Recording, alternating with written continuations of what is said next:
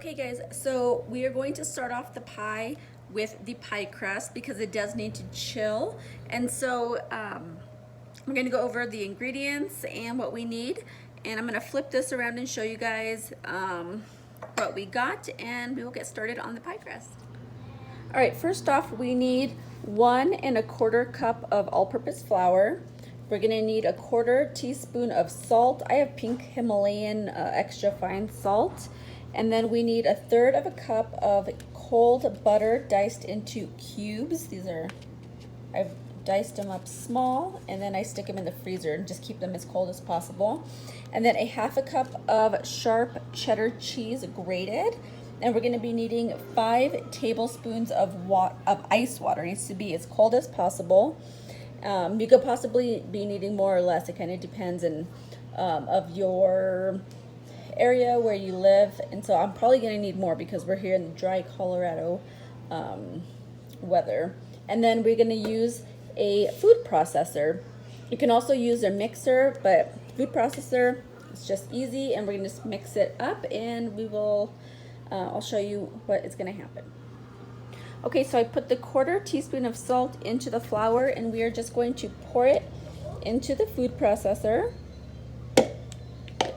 And then I'm going to start pulsating it, and then we're going to start adding the butter 1 piece at a time until it kind of just looks like fine and crumbly. And then we're going to pour it out into a bowl, and then we're going to add in the cheese, and then we're going to add in water, and we're just going to create a dough. All right, I've got the cheese mixed in. Just how it looks. And then we're going to start adding water, and we're going to form a dough, guys. Okay guys, so it's the next day. I had the pie crust dough chilling in the fridge overnight. You can refrigerate it for up to 3 days, or you can even freeze it ahead of time, and yeah, just always have cheesy crust on hand. This would also be really good for like a pot pie or something. But what we are going to do now is roll out the dough. You need a pie dish, a rolling pin, your dough, and some flour for dusting. And you are just going to put it on and try to make it look as pretty as possible. My skills are not as good as they once were, and so I just try to we're not going to be on like Better Homes and Gardens or anything like that. We're just eating this tonight and tomorrow probably. So try to make it as pretty as you want it. But yeah, so we're going to do that. We're going to put it back on, and then we are going to keep it in the fridge chilling until we are ready to bake it. So yeah, I'm going to get started. Okay, so here is my pie crust. Not looking fancy, but it's on there well, and now it's going to chill, and I'm going to start peeling apples. Yeah, I'll bring you guys along with that a little bit. Okay, so I'm going to get started on the apples.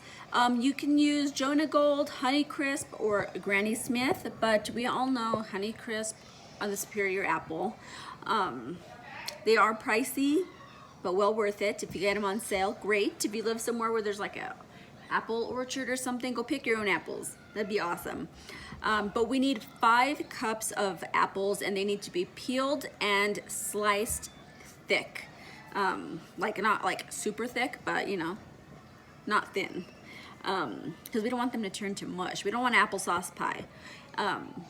So yeah, I'm gonna get started on this, and that's not fun to watch. And I'll see you guys in a little bit, and I will go over the rest of the ingredients, and yeah, that'll be it. All right, see you in a bit. All right guys, so I just finished chopping up the apples. I ended up using 5 apples. Don't mind Jackson. And then we are going to use a 1/2 cup of chopped green chili. It is green chili season, and there are, oh my gosh, Jackson Earl. Quiet. Oh my goodness. Hi. Sorry. You can order green chili, like New Mexico green chili, off of the internet, and they will ship nationwide. So if you guys are interested in some authentic New Mexico green chili. Look online. I'll try to link a couple of businesses in the description box below. So we're gonna add a half a cup of the green chili and 2 tablespoons of lemon juice to our apples, and we're gonna mix these up and let them sit for a little bit, and then we will do the dry ingredients. Doesn't that look amazing already? Oh my goodness, I'm so excited. You guys don't even know what you're in for. All right, so now we are going to mix the dry ingredients in a separate bowl. We are going to use a half a cup of white granulated sugar, a 1/4 cup of brown sugar. We're going to use a half a teaspoon of cinnamon, and how much nutmeg? A 1/4 teaspoon of nutmeg, a 1/4 teaspoon of salt, and then a 1/4 cup of cornstarch. And we're going to mix this all together, and then we're going to add it to the apple and lemon green chili mixture. Okay, so now we are going to add this mixture into the apples, and I forgot to tell you guys to have your oven preheated to 400 degrees because it's going to be getting time to bake it. All right, so let's add this in. Stir it up. Okay, so this last part is a topping, like a crumble type of topping, and we're going to use a half a cup of all-purpose flour, a half a cup of pecans, or you can use walnuts, but I prefer pecans. Actually, you can use any kind of nut.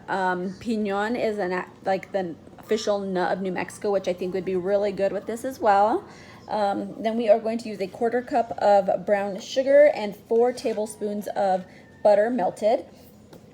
And so we are going to make the crumble, and basically what we're going to do, we are going to mix the flour, the pecans, and the brown sugar together, and then we are going to just add the butter and create a crumble, and then we will start to assemble. I will probably add more pecans because I just love the texture and the flavor of pecans. So do what you like. Okay, so here's the pie crust, nice and chilled. These are the apples, and then the crumble topping. This is the texture, so nice and crumbly. So I'm going to put this in this, and then this on that. Okay, so this is what it looks like. Doesn't it already look amazing? So basically what we are going to do is put it in the oven at 400 degrees, and we are going to keep it in there for 10 minutes. After 10 minutes, we are going to drop the temperature down to 375 degrees and bake it for 30 to 40 minutes until it's like bubbling and the edges are, you know, golden brown and looking delicious. So we will, I'll take you guys along a little bit with, and I got to clean up this kitchen. It's a mess, y'all. The pie is ready. I'm so excited, but it's super hot and I got stuff to do, so we're gonna save it and let it chill. Well, not chill, just get to room temp. You guys ready to see it? I'm gonna flip you guys around and we check out this delicious looking pie. Look at this. You see the apples and some juice in there. Oh, and the crumble. Oh my goodness. I can not wait.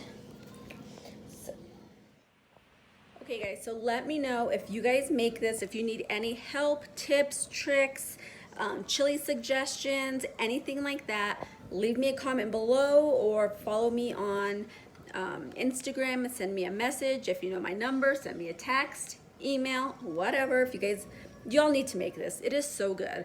The cheese and the apples and the chili, the sweet and the spicy and then the crunchy. Oh my God. You have to make it, guys.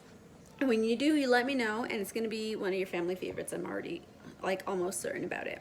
So yes, thank you guys so much for watching. I know this isn't like the best quality type of video, but I'm so happy that you guys watched, and share and tag me on the pictures. If you guys make it, take a picture and tag me in your photo. All right, have a great day and see you guys in my next one. Bye.